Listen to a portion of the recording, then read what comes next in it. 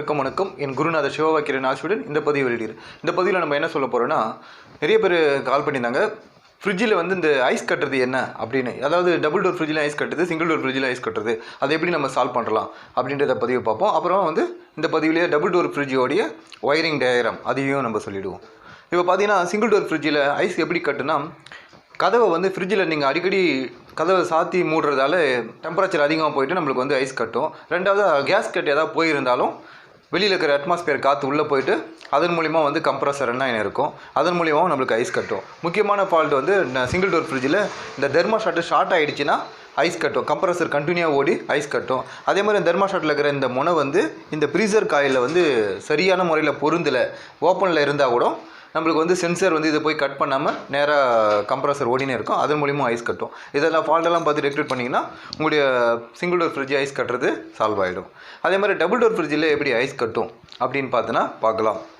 அதே மாதிரி double door ஃப்ரிட்ஜில் மேலே மட்டும் கூலிங் ஆகுது, கீழே கூலிங் ஆகலன்னு சொல்லுவாங்க. அதையும் நம்ம எப்படி சால்வ் பண்ணலான்னு பார்ப்போம். இப்போ இதுதான் வந்து டபுள் டோர் ஃப்ரிட்ஜோடைய ஒயரிங் டயக்ராம். இதில் தான் விஷயமே இருக்குது. இப்போ பார்த்தீங்கன்னா ஃபேஸ் நியூட்ரல் வரும். ஃபேஸ் வந்து தெர்மாஸ்டாட் உள்ளே பூந்து தெர்மாஸ்டாட்டில் அவுட்லைன் வந்து இது வந்து டைமர் சுவிட்சு.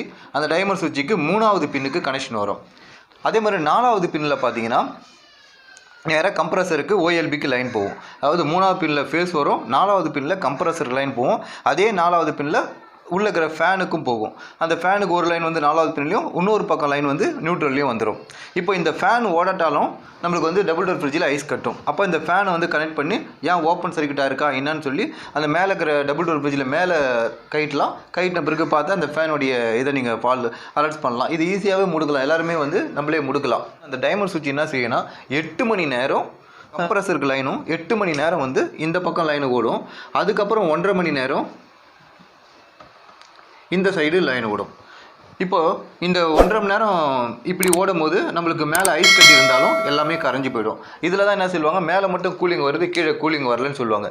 ஏன்னா இது மேலே இருக்கிற அந்த கூலிங் காயில் வந்து ஐஸ் பங்கஸ் ஆகிடுச்சின்னா உங்களுக்கு கீழே கூலிங் வராது, அந்த ஓப்பன் இடத்த மூடிக்கும். அப்போ ஹீட்ரு ஓடிச்சுன்னா அந்த இடத்துல மேலே இருக்கிற ஐஸ்லாம் பங்கஸ் கரைஞ்சிட பிறகு நம்ம கீழே கூலிங் வரதுக்கான வாய்ப்பு இருக்குது. இப்போ பார்த்தீங்கன்னா இந்த பின்னு 8 மணி நேரம் ஓடும். இந்தாண்ட ஷார்ட் சர்க்கியூட் ஆகும்போது இந்த கம்ப்ரஸர் லைன் ஓடும். அப்போ இந்த சைடில் அணைக்கும் போது இந்த பைமெட்டல் மட்டும் வேலை செய்யலைன்னா இந்த ஹீட்டருக்கு லைனே போகாது. அப்போ நம்மளுக்கு வந்து ஹீட்ரு வேலை செஞ்சால் தான் மேலே இருக்கிற ஐஸ் வந்து கரையும். அப்போது இந்த பைமெட்டல் போயிடுச்சுன்னா இந்த பைமெட்டலை செக் பண்ணணும், செக் பண்ணிவிட்டு பைமெட்டலை மாற்றணும். அதுக்கப்புறம் பைமெட்டல் வேலை செய்யுது, ஃபீஸ் வேலை செய்யனாலும் நம்மளுக்கு ஹீட்டருக்கு லைன் போகாது. அப்போ இதுவும் பார்க்கணும். இதெல்லாம் போயிட்டு ஹீட்ரு வேலை செய்யலாம் கூட நம்மளுக்கு கரண்ட்டு போகாது. அப்போது அந்த ஹீட்டரை பார்க்கணும். இந்த 3 பொருளையும் பார்த்தீங்கனாலே உங்களுக்கு மேலே இருக்கிற ஐஸ் கட்டி ஆகிறதுக்கு காரணமாகும். முக்கியமானது இந்த ஃபேனும் நம்ம செக் பண்ணி பார்க்கணும். இதுதான் வந்து டபுள் டோர் ஃப்ரிட்ஜோடைய ஒயரிங் டயக்ராம். இதை பார்த்துக்குங்க. அடுத்து நம்ம ஃப்ரிட்ஜை அசம்பிள் பண்ணும்போது இதெல்லாம் நம்ம பார்த்துக்கலாம்.